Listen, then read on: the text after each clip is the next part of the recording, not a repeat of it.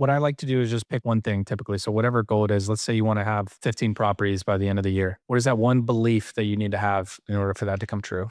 How does that feel? Like what emotion does that bring out of you? Bring those emotions into it because that's really where change is made. Every single person knows what they should be doing and they just choose not to do it. Think about, where you are. You could be in the United States, you could be somewhere else, but you've got the opportunity to build a business the way that you want to build it. We don't know how much time we have left here. So start building it now. What is going on, STR Nation? This is your host and brother from another mother, Emanuele and here once again with the man himself, Sir Mike Riley. What's going on, Riles? I'm doing great, man. Sorry I missed last week with John. He's one of my favorite people in the industry, all about data. But I was celebrating my 5-year anniversary with Sierra. Last week, we were in the wine country of California with some friends and just had a great 5 days out there. I love that area. The weather's just amazing and the service is always great where we go. We go to Healdsburg and just kind of that surrounding area. It's not really Napa, but, worked out every day and worked on my business every day. I was reading great books, but then most importantly, just reflecting on our relationship together and then what we want to do, over the next couple of years. And it's really important. I think we date each other first and then we're also business partners too. So just making sure we have time for that. And that's really what I sent the intention for that, 5 days to be about. Overall came back really refreshed and ready to go. So I love it's good. Yeah. I didn't get 3 months like you in Italy, but I got 5 days. Yeah, 5 days, but a good 5 days goes a long way. So let's give the listener something, right? So if they heard that and they're like, dude, that sounds great. I would love to do a 5-day with my wife or a business partner, right? Obviously for you guys, there's also the wife element of it. So it was also like a celebration of like your relationship, right? But when it comes to getting on the same page about a vision, when it comes to getting on the same page about like how you guys are like the next moves, because again, right, we work systematically. So we cast a large vision and then we reverse engineer. That's how I do it. That's how Mike does it. That's how you do it, right? And so if somebody's listening to this, it's like, dude, yeah, we have an anniversary coming up. We also work together. I obviously don't want to make it all about business, but I would love for us to like in this moment of like, because I think doing planning and visualizing the future in happy moments, vacation moments, it's going to allow you to cast a larger vision. Because you're like in a positive vibration, you're happy, you're having a good time, you're kind of out of the environment, your usual day-to-day environment of like the screaming kids and else that goes on, right? So how did you guys work that out? So is it more of a conversation? Do you ask each other questions? Like what does that look like for the Riley family household? Yeah, I mean, it used to be a little different. I mean, we do it on a weekly basis now, like with date night. But this trip is usually a longer, retreat, I'll say. And the way it all started, and honestly, the way we started in getting into real estate is we listened to a podcast by Jay and Wendy Papasan, and then we followed their couples goal setting retreat questionnaire, essentially. And so there was 5 or 6 sections that we were able to ask each other questions on, in different areas of life. And it's obviously not just business. You think about like QBRs or like doing quarterly business reviews and you go on an offsite with your partner, it's like mostly about business, but then you get some of the fun stuff. But this is like, obviously with her, and we asked each other questions about our relationship and then relationship with other people that's important to us, other family members, other friends. And there's like 3 or 4 questions in each little section. There's fitness as well. There's faith, and then there's business, there's money. Because business and money aren't the same, right? You work and you make money, but it could be unfulfilling, right? And when we first had that goal setting retreat, that's what we found. That was the big aha moment was, hey, her job was not fulfilling for her, and we need to get her out of her job as quickly as possible. So how do we make money through real estate to do that? And that's when we bought our first vacation rental. So I highly recommend it. You can just give a search. Jay and Wendy Papasan couples goal setting retreat. And I think it's called like Ready, Set, Love. It's just like a 1-page document that you can find from Google that has all these questions in there.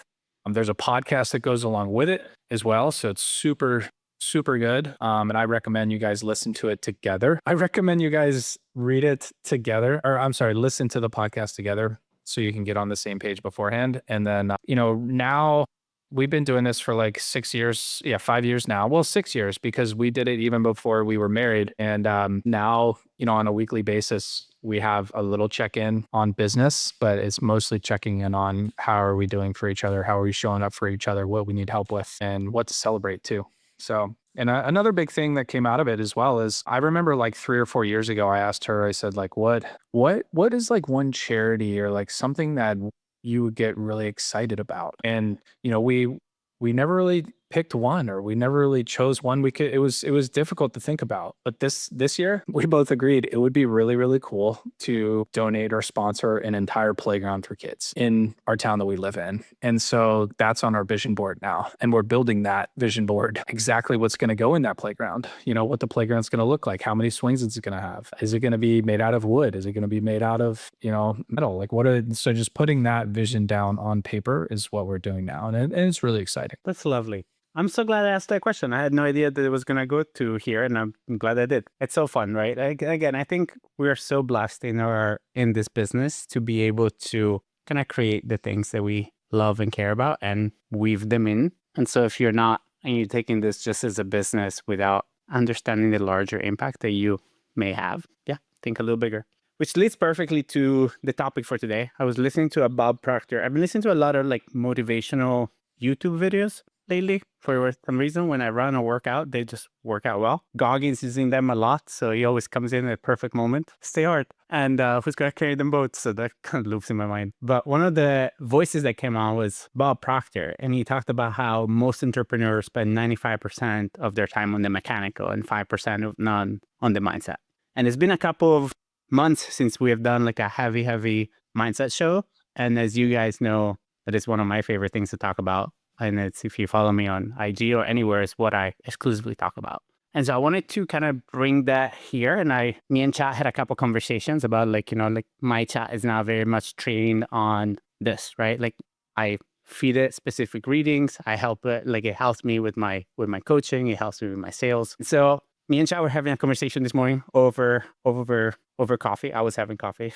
I wasn't. And it was like, okay, what can we talk about, right? And so we came up with like 5 topics to really like how to help you guys elevate yourself in your game before the end of the year. And so the number one thing that it always comes down to is that it all starts with your identity and your imagination. There is a reading by Neville Goddard where he says, you can fix every problem you have in life through the proper use of imagination. And I was having a coaching call the other day with somebody, and one of the things that I told her about, she tends to run anxious. Some of you can relate. I can relate sometimes. And what I told them, like, look, anxiety is the misuse of your imagination.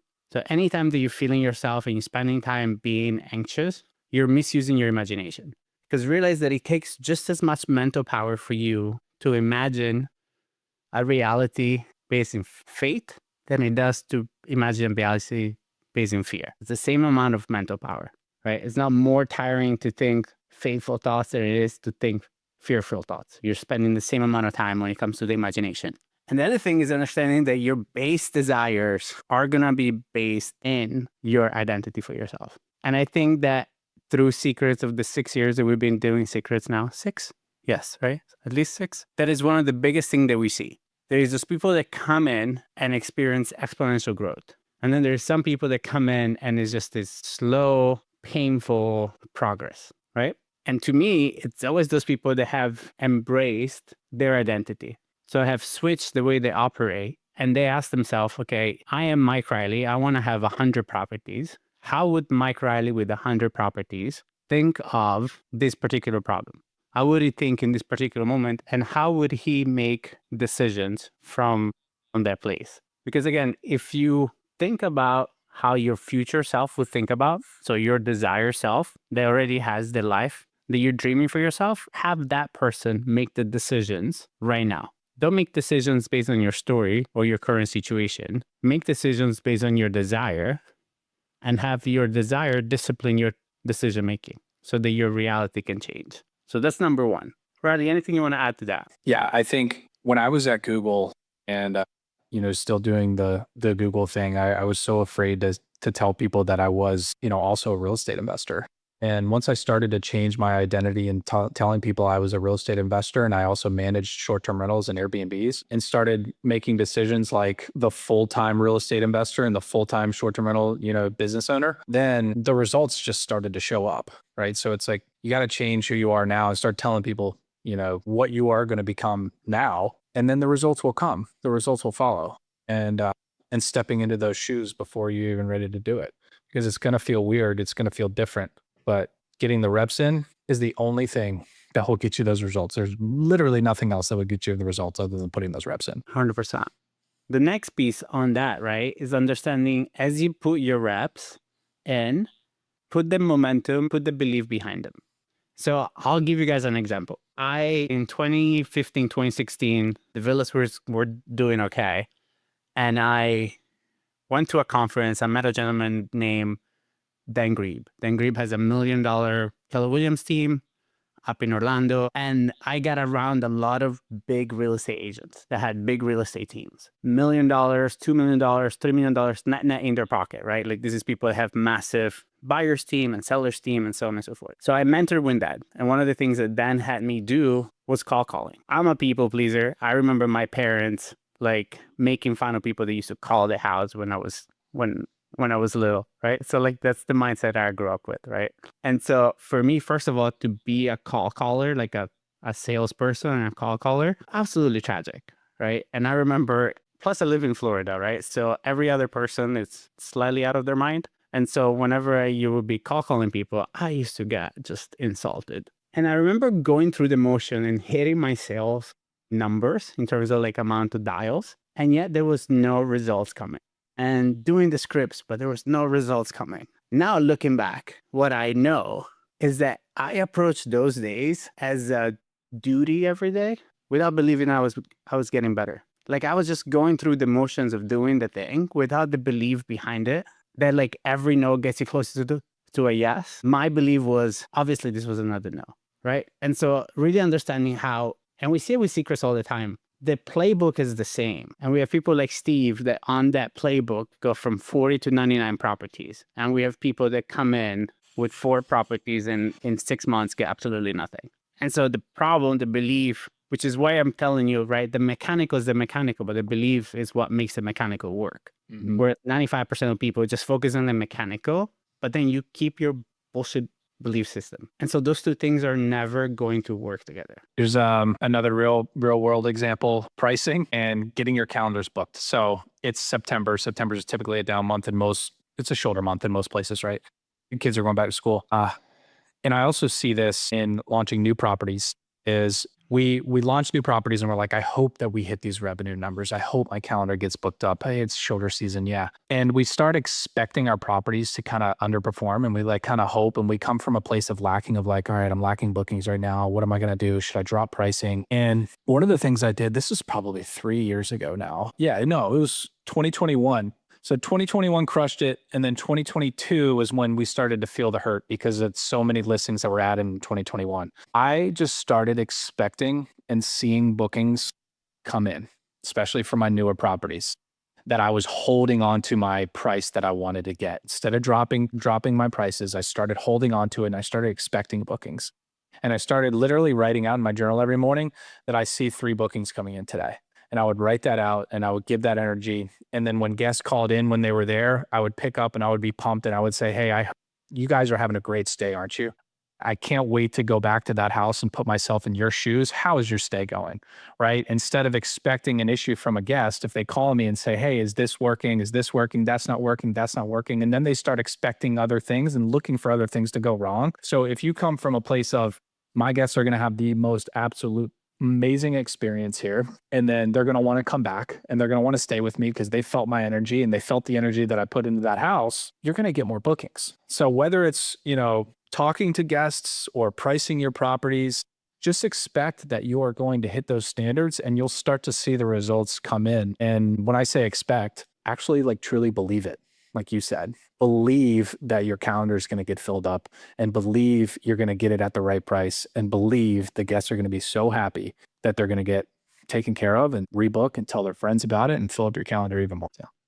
Which it's a great point, because then it leads into my next point, which is to operate from your vision and know your circumstances. Like there is even just that, right? Like that kind of explains it. But understanding that like as you're growing, as you're progressing, just the fact that something is going wrong doesn't mean your entire business is going wrong, right? Just because one property is in booking, it doesn't discount everything else. And what I find most people do is they find evidence as to why the story is not going to go their way versus focusing on like that gain that they have experienced, right? So there's a great book, The Gap and the Gain. One of the biggest shifts for me in operating from vision and not circumstances was that I tend to be, or up until now, it was a lot harder even on myself. And so naturally, I always operate on the gap. I always see the gap. And so it's programming myself in understanding, no, see the gain.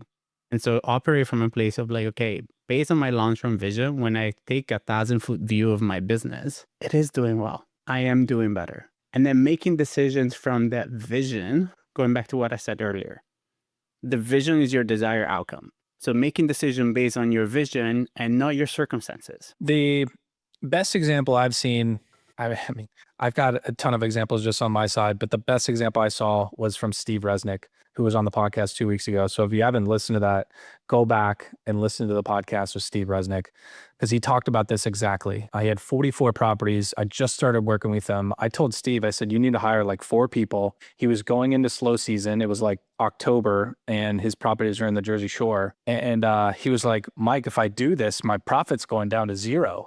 And I said, well, your goal is to get to 100, right? And he said, no, it's actually, I think he said 120. Either 120 or, yeah, it was 120. And he said, yeah, it's 120. I was like, start acting like the guy who's managing a company that's got 120 properties. Does he do everything that you are doing right now? Or does he lead those 4 people that I told you to go hire? And he was like, you're right. Or he said, that's right, actually. And now he's at 99 properties. So Huge shout out to huge shout out to Seed. He started operating like that guy. And he said that was his, I think that was his one tip, right? At the end was just operate from where you want to be, not where you are. Yeah. Yeah. And using Steve as an example of my next point, which is momentum comes from mental alignment. So the biggest thing that I get to see with Steve is part of the boardroom. So he's one of those people that I get to coach on a weekly basis, is the fact that his action and his mental alignment, so his self-image of himself and his business, are so congruent that he's always stays in momentum. Because again, when you say to yourself, okay, this is the moment, right? I'm going to wake up tomorrow. I'm going to do this. I'm going to do this. I'm going to do this. And then this week, these are the things that I'm going to work on. And this is how I'm going to create it. And it's going to be amazing. And then your self-image sabotages that, right? Like your inner speech sabotages that. Then you don't build momentum. And human beings are creatures of habits, and habits build momentum. That's why habits are so important. And so in your mental alignment is in understanding, okay, what do I get to say that is true about me? And how do I stay consistent to my word? Some of you are a lot better at staying true to your word when you give it to other people than when you give it to yourself. That is true for me, right? That is a daily thing that I get to play with. I said this, I don't feel like this, and then I'm still going to do the things. Because why? That is what's in alignment with my self-image. So make that a practice. When you're trying to make a decision or you have that moment of resistance, ask yourself, what would the future self do? And another very easy thing to do that I heard recently is when you don't feel like doing something, imagine yourself having a conversation with your kids. So you have your kids at 3, 4, 5, and visualize yourself having a conversation with them like, that is not going to work today. Why? Because I don't feel like it. But why? It's because have a conversation with your parents, with your spouse, right? Like really allow yourself to have that mental exercise of using your imagination to have that full conversation. Yeah, simulate it, go through it. It's one of the reasons why I love writing down my goal every day. And then anything that's on my like to-do list, I'm like, all right, is that in alignment with my goal? Is that going to move me? And then saying no to a lot, especially as you grow, is like just saying no to most things to focus on the thing that matters the most. Right. So when you have a goal and you know the way, because what my other belief is after all these years of secrets and coaching, is that every single person knows what they should be doing. What is the next thing, right? And they just choose not to do it, right? Which takes me then to my last kind of point, which is if you think your solution to your problem comes through action, So the first part of your momentum has to spring from you doing something. The real flywheel, which I'm using this word, I'm going to give you guys the definition of flywheel because I think it's so beautiful. It's a heavy revolving wheel in a machine that is used to increase the machine's momentum and thereby provide greater stability or a reserve of available power during interruption in the delivery of power to the machine. So take that definition and apply it to how you run a business, right? So like the foundations, why foundations are so important? Because they give you a greater stability or reserve of available power during times when there is interruption. So if there is a lapse of your belief, having the right identity, not taking action, but it's the person that's taking the action. So having the right identity and the right belief system are those clock to the machine of your business. So by focusing on that, you're setting up the flywheel that is then going to be what gives you momentum into your actions and the things that you do and the mastery of your business. Right? If you start from the action, so if you imagine the actions in the middle of the machine, you have nothing that's taking the power. So your identity and your belief is what gets that spring, the wheel, the action to create momentum. So without this individual piece, it's not going to work. This is, I mean, it's really how the growth happens. It's like from, becoming a hustler, small business owner with 1 or 2 properties, 3 properties, you go through this flywheel and then it's like, all right, now you're making money, you're making good money, but now you got a new identity shift, which then you got to step into and believe, which is you're going to do this maybe full time, maybe leave your W-2, then that creates some action. Then again, you want to take it to the next level. Maybe you want to hire more people and get out of the day-to-day. You got to step into that as well. So you got to believe it first and then take the action, and then you create the mastery around it. And then maybe you want to get bigger. Maybe you want to go into more markets. Maybe you want to buy more properties. Like it's the, like you said, it's the flywheel that just keeps revolving. And it's the creator of growth as you stay in momentum. 100%. And it's always based on like identity and your belief. Right. So your self-image gets to be under construction every 6 to 12 months. And so the way, and I'm creating something because we have the boardroom event at the end of September. And so I'm working on helping our members really understand how to craft a successful self-image. Because again, if you go and ask even chat, right, and you're like, what is a self-image? Chat is going to tell you this, one of the most powerful tools used in personal development. And so my question then becomes, one of the things that Mike and I obsess about is, okay, if we give people the ingredients, but not the recipe, we cannot guarantee them a certain result. And our entire team is secrets. Mike, Riley, Shogun, Chris Petsy, Isaac, Rashmi, Joel. We're all very much motivated by creating and giving people recipes. Because then I can tell you the ingredients, you can go get them yourself. But then if I give you the recipe, no matter where you are, you can make something, right? And so using the self-image to become everything, but then as you're getting closer to parts of it, you have to move the goalpost. Because if not, what happened to me with the villas is like the buying the last apartment at the villas was such a momentous, like huge, monumental goal and accomplishment for me. But my self-image was there. And so when I got there, without a new self-image and a new thing to work for, a new thing to work towards, I started disintegrating. And so for you, luckily you listen to the show and you get to learn from my personal experience. Don't do that, right? Every 6, 9, 12 months, rewrite your self-image script based on the things that you're discovering about yourself. And that's why we're so adamant also about understanding, okay, what is your perfect week? What does your perfect life look like? What does your perfect average day look like? Because I think a lot of us, when we're seeing ourselves, envisioning ourselves living these lives, a lot of the time we visualize these utopic days that tend to be vacation days. And that's not what the goal is. The goal is, how do you create a life where you don't need a vacation from? So what does that perfect average day look like to you? And is that scripted in your identity, in your self-image script? And then is that what's powering your belief system and your identity around creating this business? And when a decision comes for your business, going to your perfect average week and your self-image and looking at that as your compass and being like, okay, based on this, does this decision to say yes to this get me closer to my goal or not? And that's what Riley was saying earlier. It becomes really, really easy for you to say no the moment it's so black and white on paper. You're like, oh, I'm going to onboard this property and it's going to add so much hours to my week or to my team. And then you look at your perfect average week and you're like, shit, it doesn't fit.